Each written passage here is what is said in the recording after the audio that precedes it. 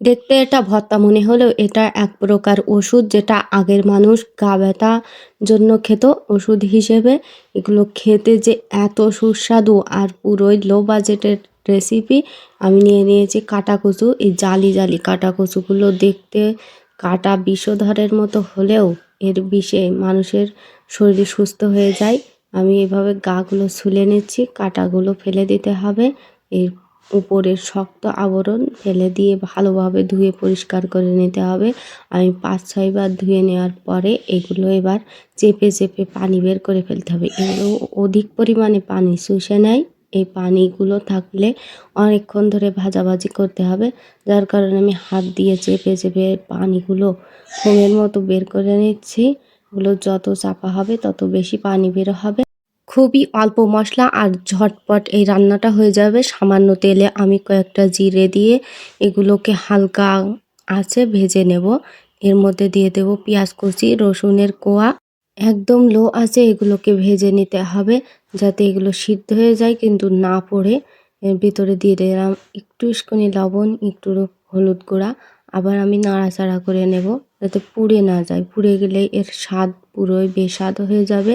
ঝালের জন্য আমি দিয়ে দিচ্ছি 2টা ঝাল, শুকনো ঝাল আর কাঁচা ঝাল। এগুলো ভালোভাবে ভেজে নেব।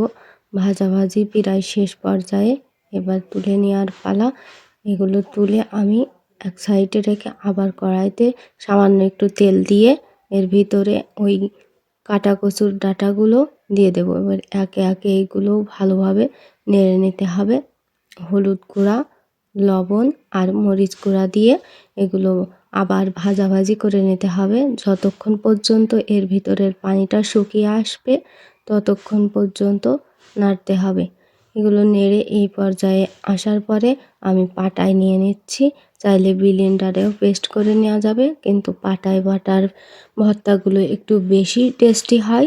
আমি এগুলো বেটে, ভর্তা যত বেশি মিহি হবে তত বেশি টেস্টি হবে। এই যে আমার বাটা প্রায় কমপ্লিট। এবার আমি এগুলো তুলে নেব।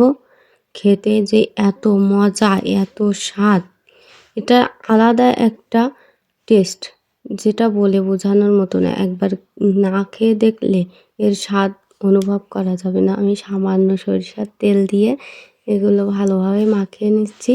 মাখানোর পরেই এগুলো খাওয়ার জন্য রেডি। এটা ভর্তা বলাও আবার ভুল হবে, কারণ এটা প্রচণ্ড পরিমাণে উপকারী ওষুধ। এটা শরীরের মাজায় ব্যথা, হাঁটুই ব্যথা, শরীরের যাবতীয় ব্যথা, রোগ ব্যাধি ভালো করে।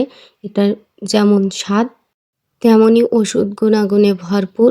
মাখিয়ে যখন মুখের ভিতরে দিচ্ছিলাম মনে হচ্ছিল যে কি এক অমৃত খেয়ে ফেলছি। আল্লাহ হাফেজ।